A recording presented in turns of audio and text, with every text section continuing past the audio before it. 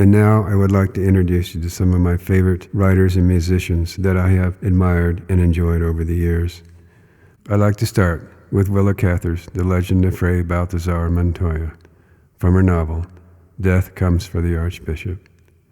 Willa Cather.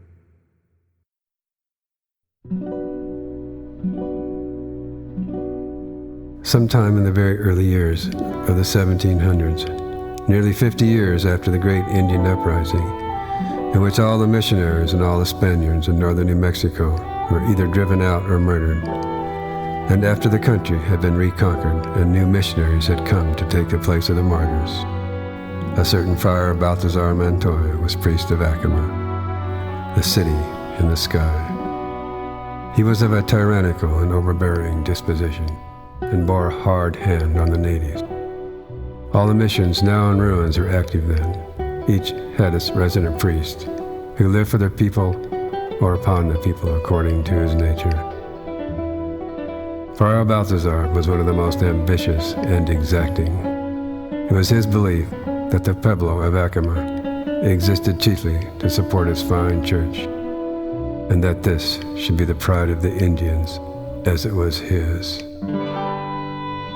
He took the best of their corn and beans and squashes for his table, and selected the choicest portions when they slaughtered a sheep, chose their best hides to carpet his dwelling. Moreover, he exacted a heavy tribute in labor. He was never done with having earth carried up from the plain in baskets.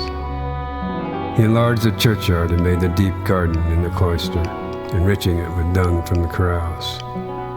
Here he was able to grow a wonderful garden, since it was watered every evening by women, and this despite the fact that it was not proper that a woman should ever enter the cloister at all. Each woman owed the padre so many ollas of water a week from the cisterns, and they murmured, not only because of the labor, but because of the drain on their water supply.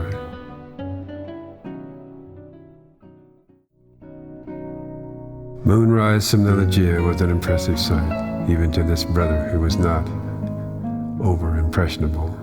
But tonight, he wished he could keep the moon from coming up to the floor of the desert.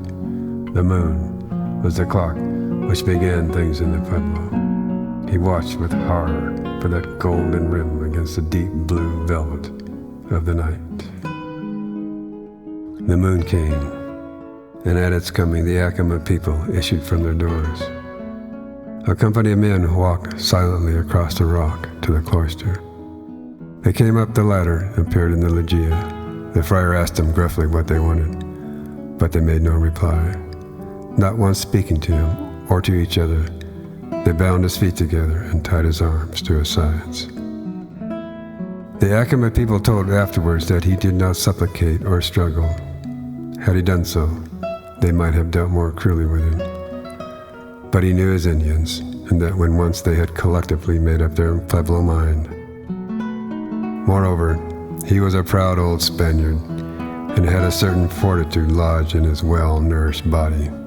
He was accustomed to command, not to entreat, and he retained the respect of his Indian vassals to the end. They carried him down the ladder into the cloister and across the rock to the most precipitous cliff, the one over which the Acoma women flung broken pots and such refuge as the turkeys would not eat. There the people were assembled. They cut his bonds, and taking him by the hands and feet, swung him out over the rock edge and back a few times. He was heavy, and perhaps they thought this dangerous sport. No sound but hissing breath came through his teeth. The 4 executioners took him up again from the brink where they had laid him, and after a few swings, dropped him in midair.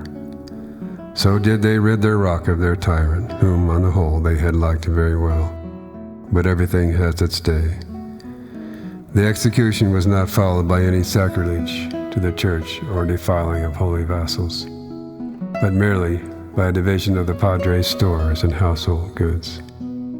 The women, indeed, took pleasure in watching the garden pine and waste away from thirst, and ventured into the cloisters to laugh and chatter at the whitening foliage of the peach trees and the green grapes shriveling on the vines.